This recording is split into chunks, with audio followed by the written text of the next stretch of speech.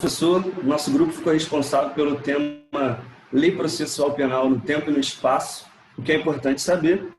E a gente começa a nossa apresentação dizendo que essa parte da matéria processual, ela está disposta, ela é tratada logo nas disposições preliminares do CPP, do Código de Processo Penal. Ou seja, nos 3 primeiros artigos. Na verdade, no artigo 1º e no 2º, mas o artigo 3º ele tem um certo complemento. E até por uma questão didática, a gente começa falando sobre a aplicação da lei processual penal quanto ao espaço, que é exatamente o que diz o artigo 1º do CPP, que diz assim: o processo penal reger-se-á em todo o território brasileiro por este Código. E aí, ele traz para nós o princípio da territorialidade, que, em poucas palavras, é a aplicação do CPP no território brasileiro. E é importante a gente considerar aqui o que é o território brasileiro, porque não é simplesmente a questão geográfica, só territorial. Por território brasileiro nós temos o subsolo, nós temos o espaço aéreo, a coluna atmosférica, nós temos as 12 milhas marítimas, nós temos as embarcações e aeronaves de direito público e privada, desde que estejam a serviço do governo brasileiro. Então, esse é o grande X da questão, porque havendo, por exemplo, um crime que tenha acontecido no território brasileiro, seja nessas características, nessas questões que eu acabei de citar, vai se aplicar o Código de Processo Penal. E aqui a doutrina traz adjunto a esse princípio, por exemplo, o princípio da territorialidade absoluta, que diz que não vai se aplicar direito processual estrangeiro em questões processuais brasileiras. E aí alguém pode se perguntar, como pode haver a territorialidade absoluta, esse princípio sendo aceito pela doutrina, e se existem exceções, como o próprio artigo 1º ele já nos traz? Não existe aqui contradição. Por quê? Essa absoluta territorialidade diz respeito à soberania do Estado. Se o Estado é soberano, não existe, por exemplo, a possibilidade de se aplicar direito processual italiano, por exemplo, no Brasil, por uma questão de soberania. Mas se o Estado, por ser soberano, conforme eu estou falando, ele quiser se submeter a questões estrangeiras, no caso seria internacional, é a palavra correta, ele tem essa soberania. E um outro princípio, só para enxugar aqui as minhas palavras e passar para os meus colegas, é a territorialidade estrita. Ou seja, não existe a possibilidade de extraterritorialidade em questões processuais. No direito penal existe essa condição, mas em questões processuais não. O que seria a extraterritorialidade? Nada mais é do que você aplicar lei nacional em um crime que tenha acontecido no exterior. Em questões processuais não existe. Em suma, esse princípio da territorialidade, ele se resume com a frase locus rege actu, ou seja, o local rege a ação. Não é isso, Elza? Vamos lá. Dando prosseguimento aqui ao princípio da territorialidade, ele está previsto no artigo 1º do Código de Processo Penal e, praticamente, basicamente, ele quer dizer que a lei processual penal, o Código de Processo Penal, ele produz efeitos em todo o território nacional, assim como o Davi já mencionou aqui para a gente. Então, tudo em relação a processamento e julgamento de infrações penais dentro do território brasileiro será regido pelo Código de Processo Penal, tá? Em relação a isso, em decorrência disso, ficam vedados qualquer tipo de códigos processuais estaduais, exatamente por esse princípio da territorialidade e também em decorrência do artigo 22 da Constituição Federal, que trata das competências privativas da União, entre elas a competência penal e a processual, tá? Ainda no artigo 1º do Código de Processo Penal, ele traz também as exceções a esse princípio da territorialidade. Então, são situações onde o Código de Processo Penal vai ser afastado ou aplicado subsidiariamente, tá?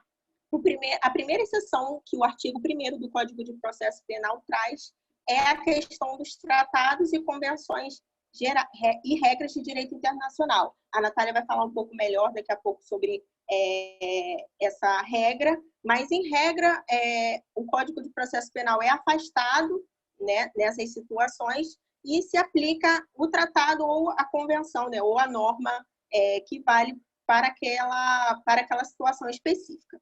A segunda exceção são os casos de jurisdição política, que são os casos das prerrogativas do presidente da República, dos ministros, né? Então, nesse caso, o Código de Processo Penal também é afastado e o rito, né, será aquele previsto na Constituição Federal. Os processos de competência da Justiça Eleitoral, em regra,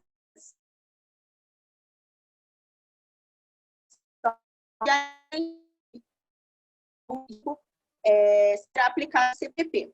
Os processos da Justiça Militar, a Justiça Militar tem o próprio Código de Processo Penal deles, mas também é aplicado subsidiariamente o Código de Processo Penal e,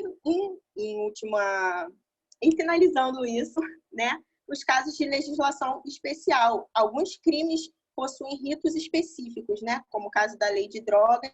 Então, nesse caso, o que consta, né, no Código de Processo Penal vai ser afastado e será aplicado o rito daquela lei específica.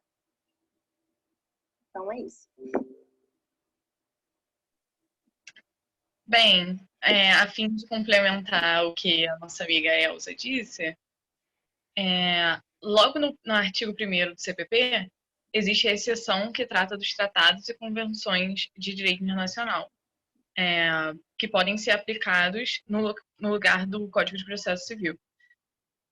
Existe uma divergência doutrinária, uma diferenciação quanto ao que seria tratado e convenção. Como o Código trata, e na Constituição também, de tratado e convenção, acho que é importante a gente fazer uma ressalva quanto ao que seria isso. O tratado é todo qualquer acordo internacional concluído entre dois estados, organizações internacionais, de forma escrita e regulado pelo direito internacional. A convenção também é um tratado, mas que é usado para assuntos solenes. A exemplo de convenção, a gente tem uma convenção muito famosa que trata de direito processual penal também, que é a Convenção de Viena sobre relações diplomáticas. No artigo 29 da Convenção de Viena, tem uma norma relevante com relação às imunidades diplomáticas, que diz: a pessoa do agente diplomático é inviolável e não poderá ser objeto de nenhuma forma de detenção ou prisão. O Estado acreditado tratá-lo-á com o devido respeito e adotará todas as medidas adequadas para impedir qualquer ofensa à sua pessoa, liberdade ou dignidade. O Brasil é signatário dessa convenção e, por isso, se submete a esse tipo de norma. O Brasil também é signatário de uma norma importante que tem relação com direito processual civil, de direito processual penal, que trata da Corte Penal Internacional, da qual o Brasil faz parte desde 2002. Então, os crimes contra a humanidade são tratados de acordo com as normas processuais do Tribunal Penal Internacional, e é uma das possibilidades que o Brasil submete aos tratados e convenções no direito penal processual. Com relação à hierarquia das normas de direito penal internacional, se elas tratarem de direitos humanos e forem recepcionadas pelo rito constitucional com 3/5 em duas casas, em duas sessões de votações, com 3/5, elas têm hierarquia semelhante à da Constituição. E por isso, caso ocorra alguma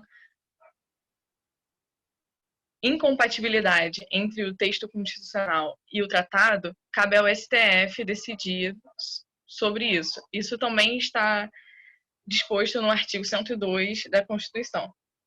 Inciso 3º, a linha B. Acho que com relação às convenções tratadas era isso, e a nossa amiga Julie vai falar um pouco mais sobre a aplicação da lei penal no tempo. Oi, professor, boa noite.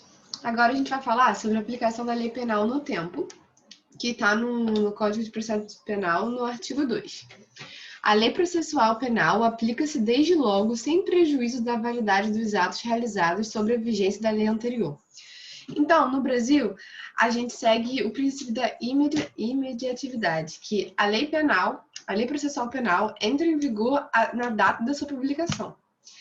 Por se tratar de normas apenas que vão falar como vai funcionar o processo, ela não está tipificando nenhuma conduta, ela não precisa de vacátios legis, que seria o tempo necessário para a sociedade, no geral, conhecer e entender a lei. Então, por isso, ela entra em vigor imediatamente. E ela acolhe os processos que estão em desenvolvimento. Porém, ela não afeta os atos praticados anteriormente. Porém, como tudo no direito, tem uma exceção. Em relação ao transcurso dos prazos, que via de regra, eles são realizados de acordo com a lei anterior. Então, se você tinha 10 dias para entrar com o recurso, de acordo com a lei anterior, e você está no 5º dia da contagem do prazo, você não vai voltar a contar o prazo do início, porque chegou uma lei nova. Porém, se essa lei nova tiver uma contagem de prazo que favoreça o réu, você vai poder recomeçar a contagem do prazo e a lei vai retroagir para beneficiar o réu, porque isso é um dos princípios básicos do Código Penal no Brasil, que é sempre favorecer o réu. Então, é basicamente isso. No Brasil, a gente segue o princípio da imediatividade, a lei processual penal ela entra em vigor a partir da data da sua publicação. Agora, o nosso amigo Nicolas vai falar o outro aspecto em relação à lei penal no tempo. Boa noite, professor. Seguindo nessa linha de leis processuais penais, nós temos as leis processuais materiais, que são aquelas que cuidam de processo penal, mas que, por normalmente serem institutos mistos, estão presentes também no âmbito do direito penal. Temos como exemplo a perempção, o perdão, a renúncia, a decadência. Como o Júlio falou anteriormente, as leis processuais penais, elas retroagem, e isso não vai ser diferente para as leis processuais materiais, elas também vão retroagir para beneficiar o acusado. Para ilustrar isso, tomemos uma situação na qual a modificação das normas processuais afeta o Instituto da Prisão Preventiva. O réu responde o processo em liberdade e, diante da nova hipótese em que pese ter ele causado no passado abalo à ordem econômica, não deve o juiz decretar a sua prisão preventiva sem que surja fato novo. Se porventura fizer, usando o pretexto da lei processual ter vigência imediata, estará em verdade tornando retroativa. Porém, se a partir da sua edição o réu tornar a provocar algum abalo à ordem econômica, a prisão cautelar passa a ter sentido. Então, em resumo, nas leis processuais do tempo, nós temos a aplicação da lei penal, que se faz em regra de imediato, e a lei processual material cuida da norma de processo penal, porém com reflexo no direito penal, respeitando a norma de direito material, retroagindo sempre para beneficiar o acusado. Agora, só para a gente encerrar... Perdão, pode falar. Não, por favor, eu ia passar a palavra para você. Só para a gente encerrar essa questão da lei processual penal no tempo, é importante a gente dizer também que o sistema adotado no Brasil é o sistema de isolamento dos atos processuais. É que os atos passados já feitos, já estão feitos.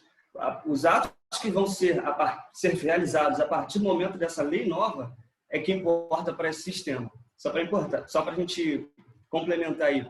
E para a gente encerrar, nós temos o artigo 3º, que diz: a lei processual penal admitirá interpretação extensiva e aplicação analógica, bem como o suplemento dos princípios gerais do direito. Essa questão da interpretação extensiva, quanto à interpretação nós temos quanto à origem, modo e resultado. O que importa aqui para o processo penal, pelo menos nessa parte da matéria processual, como eu falei, é a questão quanto ao resultado, porque ela é extensiva, ou seja, ela aumenta o alcance. Existe quanto ao resultado restritiva, extensiva e declarativa. O Código de Processo Penal nos diz que é extensiva.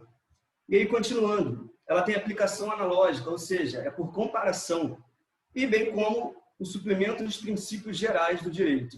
Os princípios gerais do direito, os princípios nada mais são do que fundamentos. Então, ele é autoexplicativo, esse artigo. O direito ele é pautado em cima de certos fundamentos. O ordenamento jurídico é pautado em cima desses fundamentos, desses princípios. Então, assim a gente termina e encerra a nossa participação. Se alguém quiser fazer mais algum comentário, fica à vontade. Tudo certo? Então a gente encerra por aqui. Tchau, boa noite, professor. Valeu. Tchau, bom dia, professor. Boa noite, professor. Boa noite, professor.